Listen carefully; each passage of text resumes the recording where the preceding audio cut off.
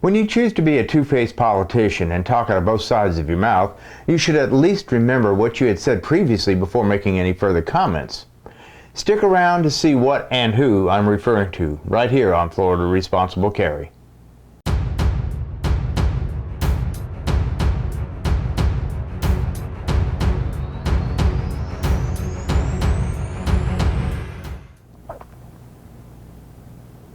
Hi guys, I'm back with a slightly different twist on Beto O'Rourke's monumental anti-Second Amendment comments that he made during the third 2020 Democratic debate.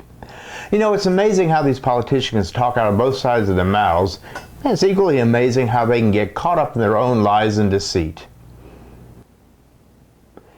By now, I'm sure you've heard over and over again Beto O'Rourke's famous political killing, "Hell yes, we're going to take your AR-15, your AK-47 tyrannical tirade," during the third Democratic debate. Hell yes, we're going to take your AR-15, your AK-47. We're not going to allow it to be used against our fellow Americans anymore.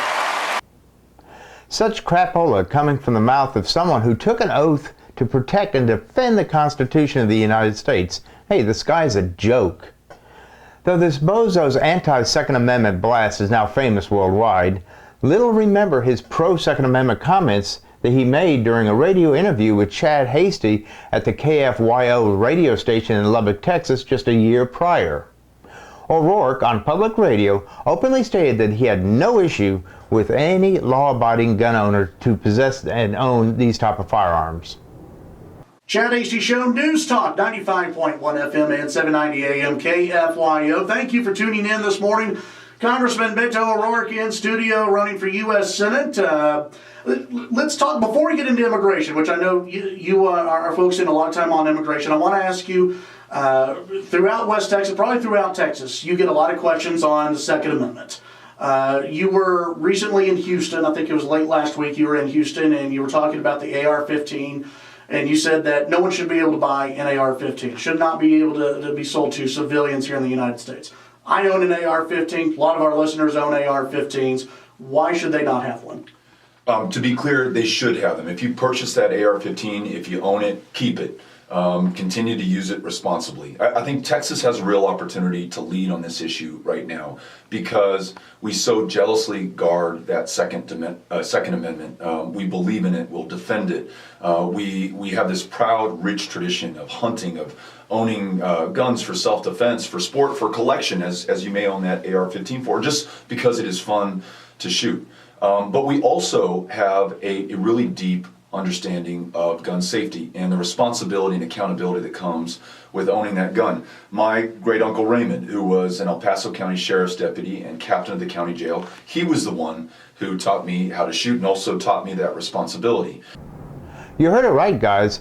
The same guy that defended the Second Amendment during one interview is threatening to violate it in a second interview.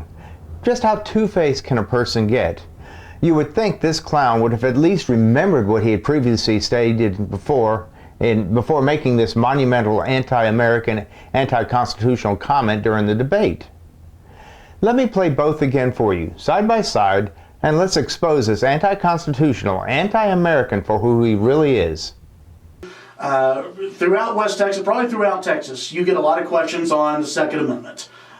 You were recently in Houston, I think it was late last week, you were in Houston and you were talking about the AR-15, and you said that no one should be able to buy an AR-15, should not be able to be sold to civilians here in the United States. I own an AR-15, a lot of our listeners own AR-15s. Why should they not have one? To be clear, they should have them. If you purchase that AR-15, if you own it, keep it. Continue to use it responsibly.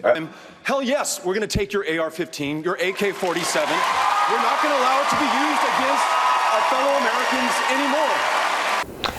There's nothing more than I can add here, and I truly believe the video clips speak for themselves. Please share this video to get the word out about this political tyrant. And before I forget, if you haven't already, please subscribe and then click the bell to be notified of upcoming videos. Until next time, guys, be safe and responsible out there.